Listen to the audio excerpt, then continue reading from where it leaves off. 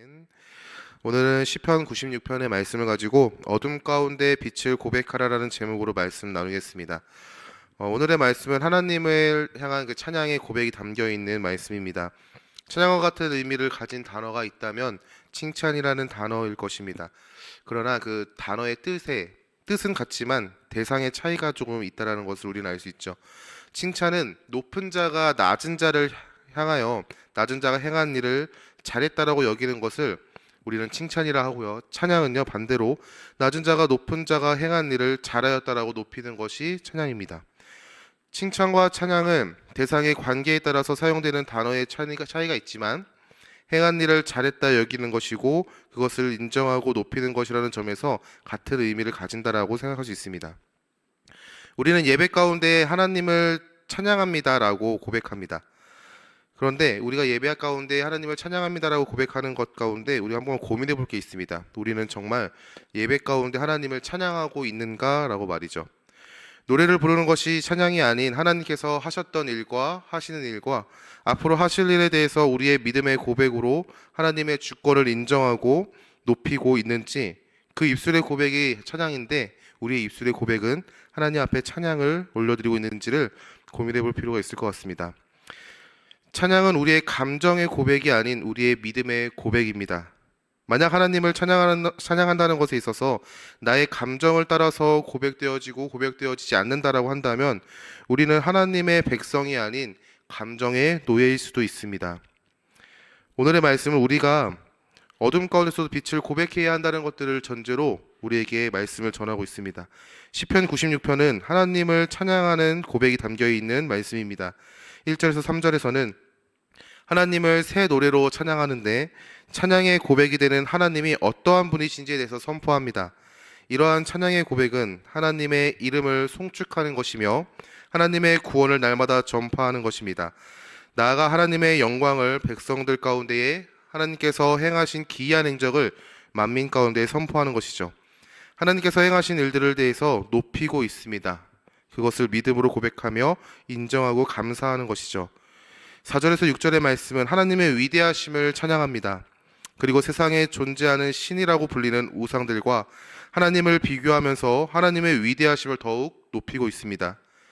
세상의 사람들이 경배하는 헛된 신들은 우상이라고 고백하면서 하나님께서 세상 사람들이 우상으로 고백하는 그 헛된 신들을 지으신 창조주가 되신다라고 찬양하고 있습니다.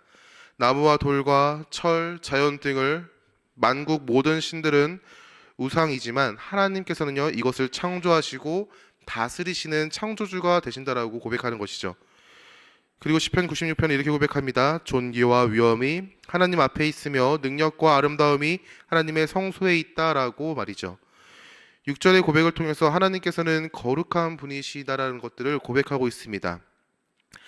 시편 96편은 하나님은 창조주가 되시며 거룩한 분이시다라고 고백하며 믿음으로 고백하며 찬양하고 있고 하나님만이 오직 참된 신이 되십니다라고 우리에게 선포하고 있습니다.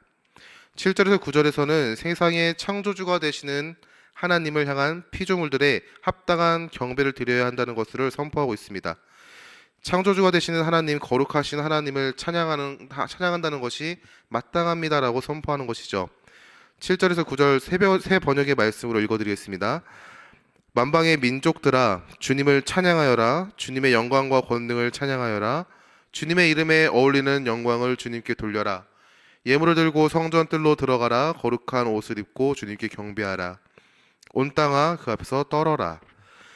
만방의 민족들을 향한 선포입니다. 주님을 찬양하라라고 선포하고 있고 주님의 영광과 권능을 찬양하라라고 이야기합니다. 주님의 이름에 어울리는 영광을 주님께 돌려라라고 얘기하시며 예물을 들고 성전뜰로 들어가라라고 이야기합니다. 거룩한 옷을 입고 주님께 경배하여라라고 얘기하는 것이죠. 하나님을 찬양하고 예배하고 경배하는 자들은 하나님의 백성으로 한정짓지 않습니다. 이러한 고백은 하나님이 세상의 주가 되신다는 것들을 선포하고 있는 것이죠. 그와 동시에 하나님은 모든 피조물의 찬양받기에 합당한 분이심을 선포합니다. 시편 96편은 하나님께서 창조주가 되시며 세상의 주관자가 되심을 선포하고 있습니다. 10절에서 13절의 말씀에서는 하나님께서 세상의 심판주가 되신다는 것들을 선포하고 있습니다. 10절에서는 하나님께서 세상의 주관자가 되시며 하나님께서 공평하게 심판하실 것을 선포하며 하나님의 공의하심을 찬양합니다. 11절에서 12절에서는요, 세상의 피조 세계가 하나님을 기뻐하고 즐거워하며 모든 생명이 고백하며 땅의 모든 피조물들이 하나님을 즐거워 찬양할 것이다라고 얘기합니다. 11절에서 12절의 고백은 하나님의 공의하심에 대한 찬양을 담고 있습니다. 그러면서 13절에 하나님께서 이 땅에 오심으로 심판하시는데 하나님의 의로우심으로 심판하시며 하나님의 진실하심으로 백성들을 심판하신다라고 선포합니다. 하나님의 공의와 하나님의 의로움과 진실하심을 찬양하는 것이죠. 시편 96편은 하나님은 어떠한 분이신지, 하나님은 무엇을 행하셨고 무엇을 행하시며 무엇을 행하실 것인지에 대해서 하나님의 백성의 찬양을 넘어 온 피조세계의 찬양을 고백합니다. 시편 96편을 읽으면 하나님을 찬양하는 자의 모습이 기뻐하며 경외하며 감사하며 믿음으로 공의하심과 진실하심에 대해 고백한다는 것을 알 수 있는 것이죠. 이러한 찬양의 고백은 우리에게 어떻게 찬양해야 하는지에 대해서 말하는 것 같습니다.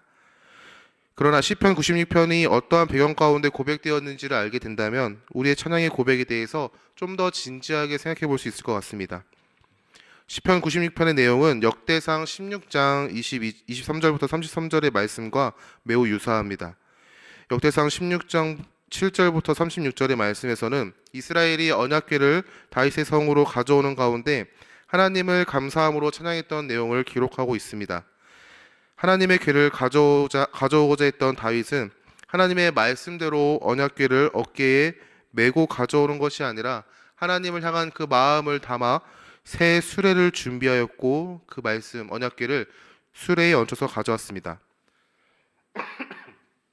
언약궤를 옮기는 가운데 수레를 끌던 솔들이 날뛰었고 언약궤가 바닥에 떨어질 것을 걱정한 웃사가 언약궤에 손을 갖다 대 죽게 되는 사건이 기록되어 있죠. 결국에는 언약궤를 가져오지 못하였고 그 언약궤는 오베데돔이라는 사람의 집에 보관되었습니다. 그리고 시간이 흘러 다시 언약궤를 가져오게 되었습니다. 역대상 16장은 언약궤가 다윗성에 들어왔음을 고백하며 7절에서 33절에 감사의 찬양을 고백하고 있음을 고백합니다. 역대상 16장 7절에서 33절 말씀 중에 22절에서 33절의 말씀은 시편 96편과 매우 유사합니다. 또한 현재 우리 성경에는 시편 96편이 제목이 기록되어 있지 않는데 헬라어 구약 성경인 70인경에서는요 제목이 명시되어 있습니다. 어떻게 제목이 명시되어 있냐면 포로 이후에 그 집이 지어질 때 다윗의 노래라고 명시되어 있습니다. 자, 시편 96편은요 하나님 앞에 감사함을 고백하는 시가 맞아요. 역대상 16장 7절에서 33절의 말씀에 기록된 것을 봤을 때 하나님의 은혜, 하나님의 놀라우신 은혜 안에서 그 은혜를 향한 찬양의 고백이 담겨 있는 것이 맞습니다. 그러나 시편 96편을 고백되었던 때를 기억하자면요 단순하게 기뻐할 수 있는 이유 때문에 감사할 수 있었던 상황 때문에 고백되어진 찬양이 아니라는 것을 우리는 알 수 있습니다. 다시요. 역대상 16장의 말씀을 근거로 봤을 때 분명히 하나님을 향한 감사의 고백이지만 시편 96편을 불렸던 상황을 보게 된다면 그 상황은 감사할 수 있기 때문에 기뻐할 수 있는 상황이기 때문에 고백되어져 있던 것은 아니라는 것이죠. 70인경의 제목으로만 보아도 우리는 그 사람들이 어떠한 상황 가운데 놓여 있었다는 것을 알 수 있습니다. 시편 96편을 고백하는 사람들의 상황은 포로가 된 후였습니다. 자신의 나라가 멸망하였고 나라의 백성이 아닌 침략국의 포로가 된 상황인 것이죠. 이러한 상황 가운데 시편 96편을 찬양했습니다. 하나님은 위대하시다. 하나님은 구원이 되시고 공의하시며 심판자가 되시고 반드시 이 땅에 오셔서 공의로 심판하실 것이다 라고 찬양하는 것이죠. 하나님께서 하셨던 일과 하시는 일과 하실 일에 대해서 고백합니다. 아무것도 보이지 않는 어둠 가운데서도 그들은요 빛 대신 하나님을 고백하는 것이죠. 시편 96편의 내용을 표면적으로만 본다면 하나님을 향한 찬양, 새 노래로 찬양하라라는 메시지를 받을 수 있지만 그 배경을 전제로 본다면 찬양을 고백하는 자의 진정한 자세를 깨닫게 합니다. 찬양은 우리의 믿음의 고백입니다. 찬양은 우리의 상황과 환경에 고백되고 고백되어지지 않는 것이 아니라 하나님을 향한 우리의 믿음의 고백으로 언제나 그 은혜 안에서 믿음으로 선포되어지는 것이죠. 하나님을 향한 우리의 찬양은 상황과 환경과 감정에 얽매이지 않습니다. 저는 하나님을 향한 그 찬양의 노래 다양한 것들이 있죠. 그것들을 흥얼거리는 습관이 좀 있는데 때로는 이 습관이 현재 상황과 맞지 않은 때에 튀어나오는 경우들이 있습니다. 워낙 습관이다 보니까 저도 모르는 사이에 그렇게 흥얼거리는 것 같아요. 예를 들면 너무 힘든 상황 가운데 찬양의 노래가 흘러나옵니다. 제가 금요 예배 때도 말씀드렸던 것 같은데 아버지 공장에서 일하는 이야기를 했었던 것 같습니다. 아버지 공장은 이불을 만드는 공장인데요. 원단의 무게가 30kg나 되고요. 그 무거운 물건들을 가지고 왔다 갔다 하면요. 정말 몸이 지치고는 합니다. 날씨마저 도와주지 않거나 함께 일하는 사람과 호흡이 맞지 않을 때면요. 더욱 힘들고 짜증도 나고 솔직한 마음으로는 도망치고 싶기도 합니다. 그러나 이런 상황 가운데 저희 입술에는요. 이러한 찬양이 흘러나와요. 주와 같이 길 가는 것 즐거운 일 아닌가. 지금 제 상황은 전혀 즐거울 것이 하나 없고 전혀 기쁜 것이 하나 없고 오히려 이 상황을 도망치고 싶은데 입술의 고백은 주와 같이 길 가는 것이 즐거운 것이 아니냐라고 고백하고 있습니다. 정말 내 마음 가운데는 짜증이 올라오는데 말이죠. 찬양을 흥얼거릴 때면은 제 마음 가운데 일어났었던 감정, 분노와 짜증, 때로는요 누군가를 향한 그 진노의 감정이 누그러진다라는 것들을 깨닫게 됩니다. 그 찬양은요 저의 마음 가운데 있었던 악한 감정들을 몰아내고 있어요. 그리고 잠깐의 쉼 가운데 입술은요 하나님을 향한 감사의 고백을 고백하게 됩니다. 하나님 그래도 이렇게 힘든 상황에서도 일할 수 있는 건강 주심에 감사합니다라고 고백하게 되는 것이죠. 이러한 고백이 가능한 이유가 무엇일까? 제가 전도사이기 때문에 누군가에 보여지는 이미지 때문에 이러한 고백을 할 수 있는 것일까? 저는 그렇게 생각하지 않습니다. 저는 우리 목사님께서 설교 가운데 자주 하셨던 말씀, 자신의 정체성을 스스로에게 선포하는 것을 훈련하고 있어요. 때로는 이 선포보다 감정이 앞서고 마음이 앞설 때가 있는 것이 사실입니다. 그러나 그 가운데서도 제가 어떠한 존재인지를 끊임없이 선포하고 있습니다. 스스로에게 예수 그리스도의 은혜로 구원받은 성도라는 사실을 선포하고요. 스스로에게 하나님의 자녀라는 사실을 선포하고 하나님 나라의 백성 되었음을 끊임없이 선포합니다. 더 나아가 이제 내가 더 이상 죄의 종노릇하는 존재가 아니라 하나님의 은혜 안에서 살아가는 존재라는 것을요. 누구는 들을지 않을지라도 저를 향하여 끊임없이 선포합니다. 이러한 선포는 저를 힘들게 하는 상황과 감정이 앞설 것 같은 상황, 포기하고 싶은 상황 가운데서 다양한 상황 가운데서 고백되어지는 믿음의 선포입니다. 이러한 선포 가운데 제 마음을 지배하는 것은 하나님을 향한 믿음입니다.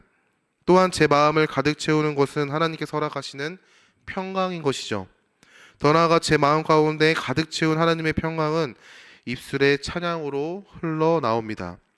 찬양을 고백하는 자는 저이지만 찬양을 받으신 하나님께서 제 안에서 찬양의 주체가 되어 찬양을 고백할 수 있는 믿음을 허락하시는 것이죠.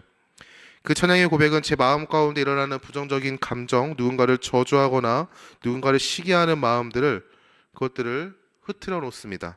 그리고 그 안에 감사의 마음을 품게 하는 것이죠. 참 놀라운 하나님의 은혜입니다. 이러한 하나님의 놀라운 은혜는 예수 그리스도를 통해서 우리에게 주신 은혜입니다. 우리를 세상의 우상의 종노릇하는 존재가 아니라 그러한 존재의 위치에서 하나님의 자녀라는 위치로 그분은 불러주셨습니다. 그리고 그 은혜 안에서 우리는 살아가는 존재가 된 것이죠. 예수님께서는 우리가 하나님을 전심으로 찬양할 수 있는 자격을 주셨습니다. 이제 나의 노력으로 내 상황과 환경 안에서 자유함을 찾은 다음에 하나님을 높이는 것이 아니라 예수님께서 이미 이루신 일 가운데 믿음으로 자유함으로 하나님을 향하여 감사함으로 찬양할 수 있는 존재가 된 것이죠. 더 이상 상황과 환경은 하나님을 향한 찬양을 방해하는 이유가 되지 않습니다. 나의 감정은 하나님을 향한 찬양을 막는 장애물이 되지 않는 것이죠. 오히려 상황과 환경은 하나님을 찬양해야 하는 이유가 되고 나의 감정은 하나님께서 허락하신 은혜에 대한 감사의 표현이 됩니다.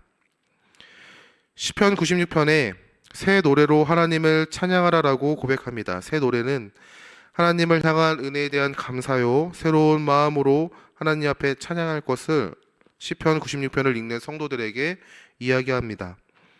우리 안에 허락하신 그 은혜, 그 감사가 우리가 하나님을 찬양하는 노래가 됩니다. 예수 그리스도께서 우리의 마음 가운데 새 마음을 허락하셨고 은혜를 허락하셨습니다. 예수 그리스도로 인해 우리는 하나님을 찬양할 수 있는 것이죠. 더 이상 내 마음 가운데 내 감정을 따라 내가 기뻐할 때 찬양하고 슬퍼하고 우울할 때 그저 주저하는 것이 아니라 상황과 환경에 얽매이는 것이 아닌 이제 우리는 그 은혜 안에서 자유함으로 찬양합니다. 우리는 예수 그리스도의 은혜로 예수 그리스도로 인하여 우리는 찬양할 수 있는 존재가 된 것이죠. 하나님께서 찬양의 주체가 되시고 찬양의 대상이 되시고 찬양의 이유가 되십니다. 오늘의 삶이 또 어떠한 삶이 펼쳐질지는 아무도 모릅니다. 하나님께서 허락하신 그곳 가운데 나아갈 때 수많은 사람들을 만날 것이고 하나님께서 허락하신 수많은 사람들과 이야기할 때 어떠한 감정이 일어날지 아무것도 모르죠. 하지만 그 상황이 그 환경이 내 감정이 어둠 가운데 있을지라도 우리가 그 가운데서도 빛을 고백할 수 있길 바랍니다. 오늘의 삶이 어둠 가운데 빛을 드러내는 것처럼 상황과 환경에 얽매이지 아니하고 하나님을 찬양할 수 있는 우리 모두가 될 수 있기를 예수님의 이름으로 축원합니다.